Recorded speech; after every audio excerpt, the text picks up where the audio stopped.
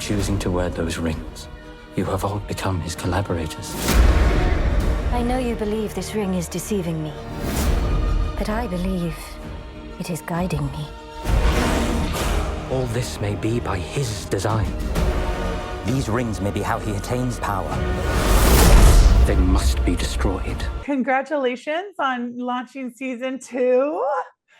So the first season was so epic in scope, and this season is set up to kind of, be the same, with Sauron returning and Galadriel, vowing to kind of hunt him down. So kind of talk to me a little bit about what we can expect and what you're excited about.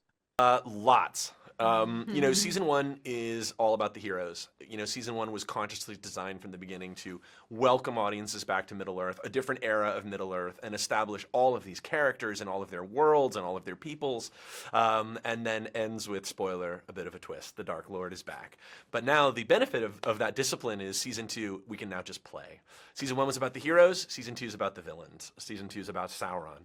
Season 2 is about the psychological thriller because, his plan to conquer the world is to use rings of power, but he can't make them without Celebrimbor, the Elven Da Vinci. And that story is sort of the kind of the core of the season. That and this battle between two villains, Sauron and Adar, the head of the orcs. And it sends things off, with a bang. And, there's a lot of twists and turns along the way, and it's a great time for audiences to jump in.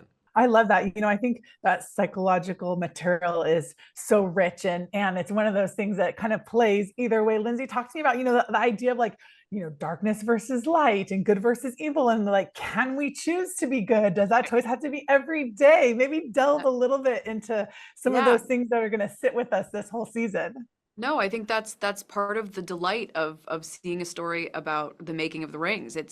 You get to sort of, if you've ever wondered where they came from or why they were made, you get to find out this season. But I think more importantly, you get to find out how and why some people who are good, who we would think of as our heroes, make choices that push them over the line or towards the line, or that they know in their hearts aren't right. And these are the things we all have to sort of grapple with every day in our real lives. Temptation, and how far will you go to get the thing that you want, or that you want to protect, or that you love.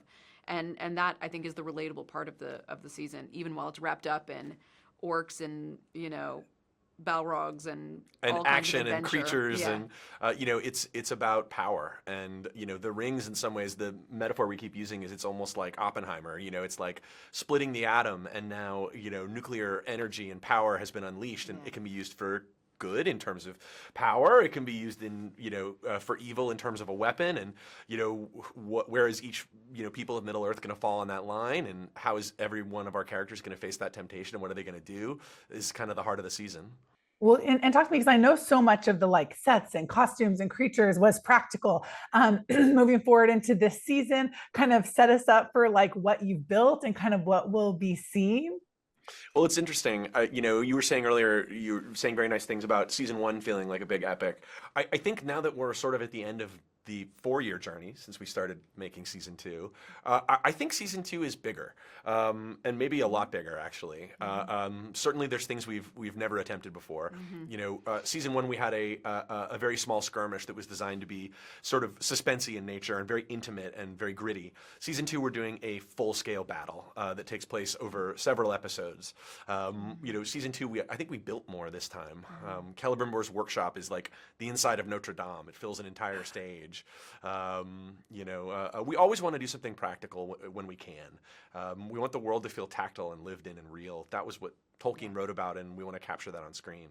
Would you add anything to that? Oh, I could go on. I mean, we definitely. I think we shot for 33 weeks. I was recently looking at some numbers. I think we had multiple units, meaning 2 or 3 or sometimes 4 directors working 75% of those weeks. We had, Day 1 we shot with 60 orcs in prosthetics. Yeah, so it's a real undertaking for a large group of people.